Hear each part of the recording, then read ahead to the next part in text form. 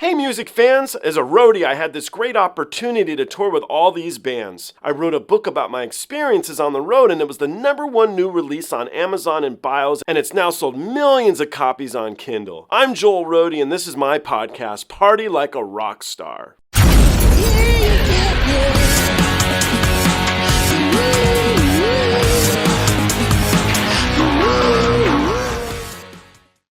This is the next installment of my series Road Dogs and Rock Gods.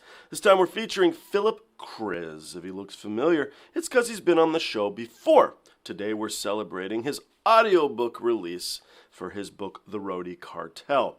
Phillip Kriz is a front-of-house system engineer and an audio crew chief. He has toured with Green Day, Kiss, Paul Simon, Guns N' Roses, Jay-Z, Justin Timberlake, Carrie Underwood, and Queen with Adam Lambert. Even though we're celebrating his audiobook, he was nice enough to send me a copy of his book. It has cool tape on the package. I'm going to open it up with you guys and we'll see what we got. So the first thing is we have this card that this is not a brick of cocaine. It's a book. And then here is the book wrapped up like a brick of something bad here. Okay, cool. Thank you, Phillip. I appreciate it. Guys, let's jump into these next episodes here and let's see what Phillip Kriz has to say about your favorite band. So it's good to have you back, man, and I'm glad to hear your book's doing really well. This is a little celebration because your audiobook's now out. That's my celebration. Yeah. Woo! So, question though to preface everything, and people write to me, you should do follow-ups. And so I think we're going to do a little bit of a follow-up. And my question is now, of all the bands I played you the first time round, which was, 6 months ago maybe, right? 3-4 months ago. It feels like a longer than that, but yeah, it was 6 months ago. Something like that. By the way, thanks for having me back. I really appreciate it. Yeah, you're on whenever you want. But that's not, yeah, of course, man. So of those bands that I introduced you to, have you been listening to any of them at all, or did we make I will say headway? the warning caught my ear the most. Though their songs were longer, we had that discussion, right? That I normally like. I really dig them. They have a sound to them that's it's right up my alley, I feel like, and an all girl band that just rocks. I mean, you can't beat that. No, you can't. So when you say you've been reading in, so you've been listening to a lot of their music. I mean, how familiar are you with their catalog now? And okay, now that's a little big. I'm bad with catalogs. Once I find a song, I can listen to that song a few hundred times. But I think it's called Sick, I think, is the one that really caught my ear recently. And yeah, that's a new release, yeah, maybe a month ago it came out, or maybe 2 months. I don't know. But no, that's I think the one a month ago that they had the official video, and then I know they did a couple live versions because Automatic Sun. Are you familiar with that one too? Okay, so that's okay. I'm bad with names though. Don't hold me to any names. I might have heard it, but definitely that Sick one. I remember that. All right. Well, why don't we jump into something then from the warning first? Because at the end of these, I always say, if there was one band, who would you listen to again next? So now that you've been listening to the warning, why don't we start with the warning, and I will select a new track of theirs, and we can see what you think now that you're a fan. I dig it. Let's do it. Okay, cool. Okay, I found a track called Automatic Sun. I don't know if you've heard it or not. You can let me know after if this yeah, or not. I selected a live performance. It's from Jimmy Kimmel. And so we'll give it a go together. Being that you like Sick. They've been doing Sick, and this track here, basically back to back to back. I'm really pushing the hell out of them. So I feel like I might have heard it then. Let's find out.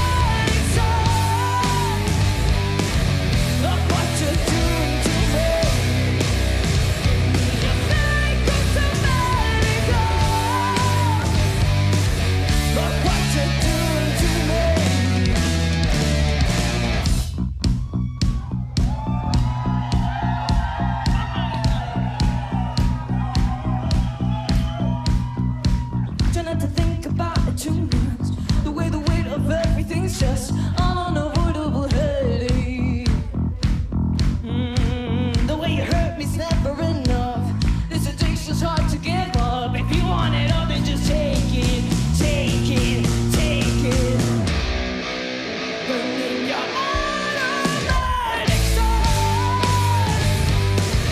Look what you're doing to me.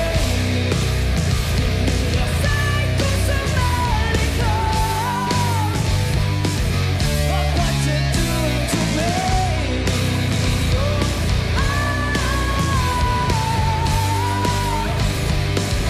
Look what you're doing to me.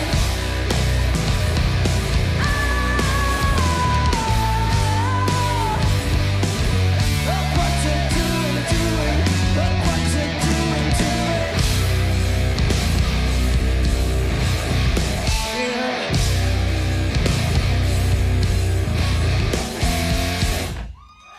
Yeah.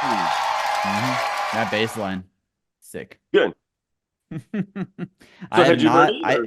I feel like I had heard it because of the bass line, but I didn't know the name of it. I'm just gonna say that version though is Rockstar. That's awesome. You I like don't it? think I've heard that version of it. So yeah, that's There's pretty bad. another live version. It's I guess MTV has something called Push. So I'd never heard of Never. it before the warning, but it's also live, and it's really good too. Arguably, maybe better than this one even. So you can check Awesome. that one out. But I always they're feel like both live versions are just so, and whoever's mixing it, right, to TV gives it a little bit different flavor too. So I feel like whoever mixed that to live, that was a good mix. That was nice. yeah, yeah. I like it. I'm trying to get my head wrapped around these two new tracks. You know, the fans are liking it in general.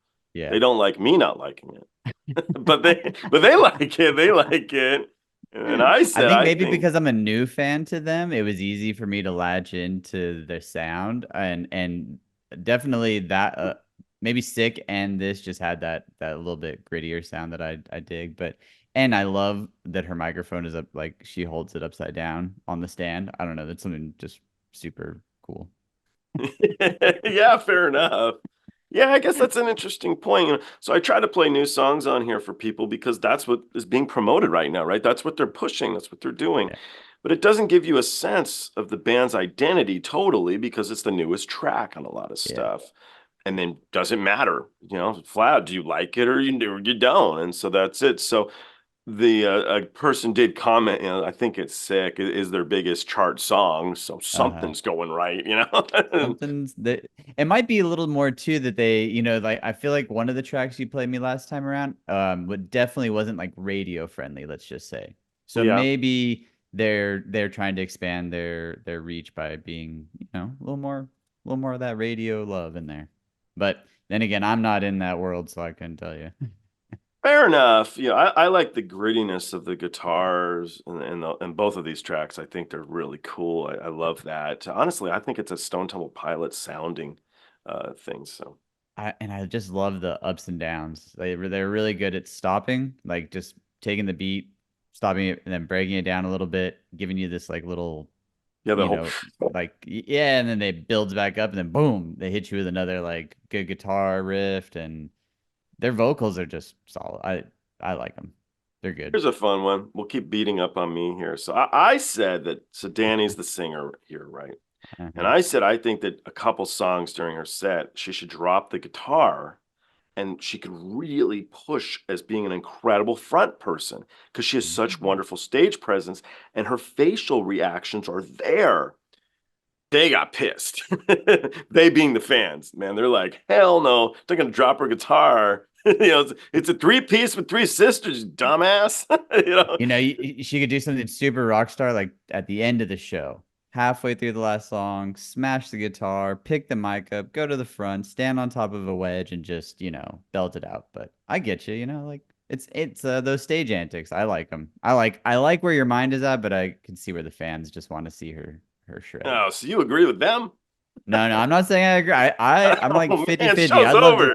I'd love to see a microphone in her hand standing on a big old ego riser, but yeah, being a three piece, I could see where the fans want her to shred on the Yeah. guitar.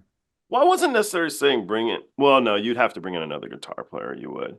So Yeah, well, down the road, like like the big, like the Green Days, right? They were a three-piece forever, and then sure. now they're like a six-piece or something. But because of all their catalog grew, right? And the sounds inside of those songs had more instruments, and so I think they needed more tax write-offs, so they brought on more musicians. and I don't think they like tracks like or Pro Tools and stuff, so they probably were like, you know what? We'll get someone to play it. Bring a sax guy. Bring a sax Yeah. guy. Saxes are cool. What punk band doesn't have a sax guy? All right, let's jump in. So speaking of punk stuff, one of the bands you liked is a band that I like a lot, and it's a band called Maximum the Hormone. And I played you a track that I do like. I think it's awesome. But I got another one that I like a lot too. So I was going to Okay. play you that, and we can see if we can build a bridge to Maximum the Hormone.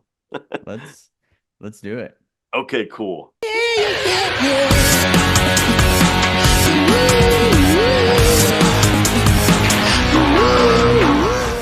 Hey, the podcast is over. What are you still doing here? Well, while you're here, like and subscribe. Thanks.